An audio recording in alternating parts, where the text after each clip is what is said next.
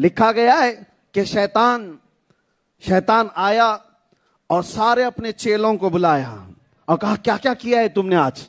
سارے چیلوں نے بتایا ہم نے شوہر بیوی میں جھگڑا کرایا، فلاں کو وہ کرایا، یہ کرایا صاحب۔ ایک شیطان نے کہا ایک بچے کو میں نے مدرسہ جانے سے روک دیا، علم حاصل کرنے سے میں نے بچے کو روک دیا۔ شیطان نے اٹھا کر اس کو گود میں بٹھا لیا، آجا تو بہت بڑا کام کیا ہے۔ توجہ، شیطان اس پر بہت خوش ہوا۔ ارے شوہر بیوی کو لڑا کے آئے ہوئے چیلے بھی تھے اور گھروں میں فساد مچا کر کے آئے، کسی کو زنا کروا کے آئے، کسی سے ڈاکہ زنی کروا کے آئے۔ شیطانوں نے بہت سارے کام کرائے، ایک چیلا بچے کو علم حاصل کرنے سے روک دیا تو بڑے گرو گھنٹال نے اس کو گود میں بٹھا لیا، تو سب سے بڑا کام کر کے آئے۔ سارے شیطان پریشان ہوئے، کہا اس نے اتنا بڑا کام کر دیا؟ کہا چلو میں تمہیں بتاتا ہوں۔ اس نے ایک بزرگ کا لباس پہن کر چیلوں کو پیچھے کیا اور کہا چلو میں تمہیں بتاتا ہوں۔ علم حاصل کرنے کے بعد ہمیں دوسرے کو بہکانا کتنا مشکل ہو جاتا ہے۔ پہلے اس نے ایک جاہل عبادت گزار کے پاس اپنے چیلوں کو لے کر، وہ سب مخفی تھے اور یہ بزرگ کی شکل میں گیا، ایک جاہل عبادت گزار، یاد رکھو عبادت تو کر رہا ہے لیکن علم نہیں ہے۔ جو آج کل کے بہت سارے جاہل پیر بنے ہوئے ہیں، تصور کی نماز پڑھنے والے نابالغ پیر ہیں، ان پر نماز فرض ہی نہیں ہے، بالغ ہی نہیں ہوئے اس کے لیے پیر۔ وہ ایسا کوئی پیر ہے تو وہ پیر ہے، وہ شریعت مصطفیٰ کو چھوڑنے والا کوئی پیر ہو ہی نہیں سکتا، چاہے کوئی بھی ہو۔ ایسا جاہل پیر بیٹھا ہوا تھا، شیطان گیا وہاں پر، جا کر کے کہا حضور آپ کی عبادتیں اتنی، آپ کی ریاضتیں اتنی اللہ نے بہت پسند کیا ہے، اور اللہ تعالیٰ اتنا پسند کیا آپ کی عبادتوں کو کہ آج معراج میں بلا لیا آپ کو۔ ہاں، پیر صاحب خوش ہو گئے، کہا اللہ نے مجھے معراج میں بلایا، جلدی جلدی اٹھا اور جبہ پہنے اور تیار ہو گئے، ہاں سفر معراج پر جانے کے لیے۔ اور یہ ابلیس بزرگ بن کر کے آیا ہے، اور پیر صاحب اٹھ گئے، جاہل کی بات کر رہا ہوں، جاہل لیکن عبادت تو بہت کرتا تھا، اسے اپنی عبادتوں پہ فخر تھا، اور اٹھ گیا، کہا کہ مجھے اللہ نے پسند کیا، بلایا چلو ساتھ میں۔ شیطان باہر ایک گدھا لا کے کھڑا کیا تھا اور وہ جاہل پیر صاحب کو گدھے پہ بٹھایا، کہا یہ براق ہے تمہاری، اور اس براق کو لے کر بھگایا، اور گدھا جیسی بھاگا تو ایک بہت بڑا گڑھا تھا کچرا کرکٹ کا، اس میں گرا دیا۔ پیر صاحب گرے اور پوچھا یہ کیا ہے؟ کہا یہ پہلا آسمان ہے۔ اٹھایا، پھر بٹھایا، پھر گدھے کو لے جا کر دوسرے گڑھے میں گرایا، کہا دوسرا آسمان ہے۔ پھر اٹھایا، پھر گرایا، تیسرا آسمان۔ ارے ساتویں آسمان تک تو جوڑ جوڑ ہل گئے تھے۔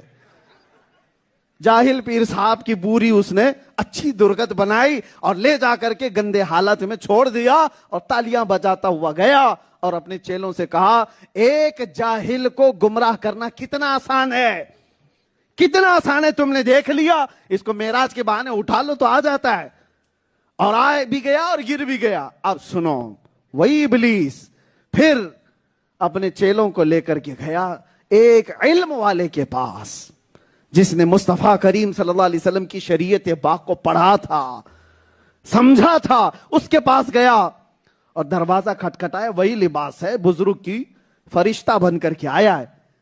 وہ عالم ربانی اپنی کتابوں میں مصروف تھے، دیکھا کون ہے؟ کہا میں جبرائیل ہوں۔ ابلیس نے کہا میں جبرائیل ہوں، اللہ کا حکم ہے، آپ نے اتنا علمی کام کیا، اللہ نے پسند کیا، آج آپ کو معراج میں بلایا ہے۔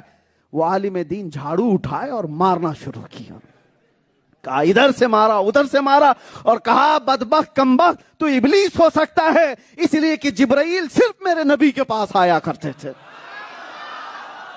صرف میرے نبی کے پاس آیا کرتے تھے، اور تو کہہ رہا معراج کی بات، ارے پہلے والے نبیوں کو نہیں ہوئی تو اس امتی کو کیا ہوگی؟ وہ میرے نبی کی خاصیت تھی، وہ نبی کو ہوئی، نہ پہلے کسی کو ہوئی، نہ قیامت تک کسی کو ہوگی۔ علم حاصل کرو گے تو گمراہ نہیں ہوگے، ورنہ معراج کے نام پر بہت سارے تمہیں گڑھوں میں گرا بھی دیں گے۔ آج کا دور بھی ہے جھوٹے اور جعلی پیروں کا، جو شریعت مصطفیٰ صلی اللہ تعالیٰ علیہ وسلم سے لوگوں کو بے لگام کر رہے ہیں۔ دیکھیں آپ کیسی کیسی بحثیں، انٹرنیٹ پر بھی اس کی بھرمار۔ ارے باہر سے زیادہ ہمیں اندر کے لوگوں سے خطرہ ہے۔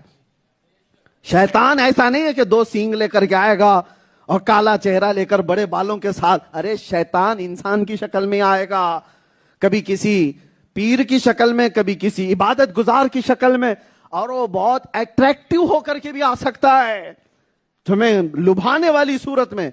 تمہیں صرف ایک بات یاد رکھنا ہے, میرے نبی کا راستہ چھوڑ کر جو بھی بات کرے گا وہ میرا ہو نہیں سکتا. ہو سکتا ہے؟ غریب نواز نے کبھی نماز چھوڑی ہے تو مجھے بتا, غوث پاک نے کبھی نمازیں چھوڑی ہے تو بتاؤ. جب اتنے بڑے بڑے اولیاء نے نماز نہیں چھوڑی تو یہ جھوٹے پیر کہتے ہیں ہم تو تصور کی نماز پڑھتے ہیں. کتنے تو مرید ایسے بہک جاتے ہیں, ارے یہ دن بھر قوالی میں ہی بیٹھے ہوئے ہیں, وہ کہتے ہیں ہمارے پیر صاحب پہنچا دیں گے. کیا پہنچائیں گے؟ قبر میں اتنے ڈنڈے پیر کو پڑھ رہے ہوں گے, تجھے کیا پہنچائے گا وہ؟ ہاں, نماز کی جو تلقین نہیں کرتا, جو شریعت مصطفیٰ کی بات نہیں کرتا, وہ تمہیں کہیں نہیں پہنچا سکتا, وہ گڑھے میں پہنچائے گا. ایک بات یاد رکھو میرے عزیزوں, جھوٹوں کی دنیا سے اپنے آپ کو بچائے رکھنا تمہاری ایمان کا امتحان ہے یہ.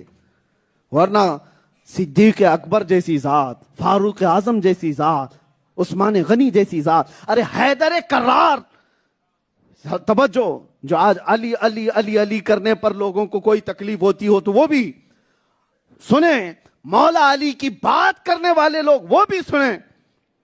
حضرت علی وہ ایمان کی علامت ہے کہ نہیں ہے؟ ایمان کی علامت ہے.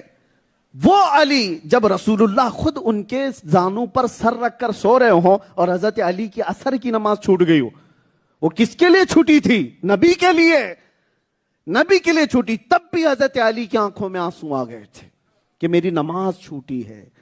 اور ربی پاک بیدار ہوئے تو یہ نہیں کہا کہ علی سب معاف ہے چھوڑ دے, میرے لیے چھوڑا ہے تو معاف ہے. نہیں, میرے آقا نے ڈوبے ہوئے سورج کو پلٹا دیا, کہا علی نماز فرض ہے, تو نماز پڑھ لے. اور علی کا نام لینے والے کہتے ہیں معاف ہو جائے گا سب, پیر صاحب بخشوا دیں گے. حضرت علی کے لیے میرے آقا نے فرمایا سورج ڈوب بھی گیا تو پلٹا کر کہا نماز پڑھ لو, نماز پڑھ لو. اور یا نماز سے برگشتہ کرنے والے لوگ یہ کہاں سے شریعت مصطفیٰ کے ہو سکتے ہیں؟ نماز حقیقت میں ہے کیا؟ میرے نبی کی اداؤں کا تو نام ہے, کوئی الگ سے ہے یہ؟ ہم کھڑے ہوتے ہیں, یہ کس کی ادا ہے؟ نبی کی ادا ہے. رکوع میں جاتے ہیں, کس کی ادا ہے؟ سجدے میں جاتے ہیں, کس کی ادا ہے؟ قعدے میں بیٹھتے ہیں, کس کی ادا ہے؟ یہ ساری اداؤں کا مجموعہ ہی نماز ہے. اور جو عاشق رسول اپنے آپ کو کہتا ہے وہ اپنے محبوب کی اداؤں پہ کیسے نہیں عمل کر سکتا؟ وہ اپنے نبی کی اداؤں پر عمل کرے.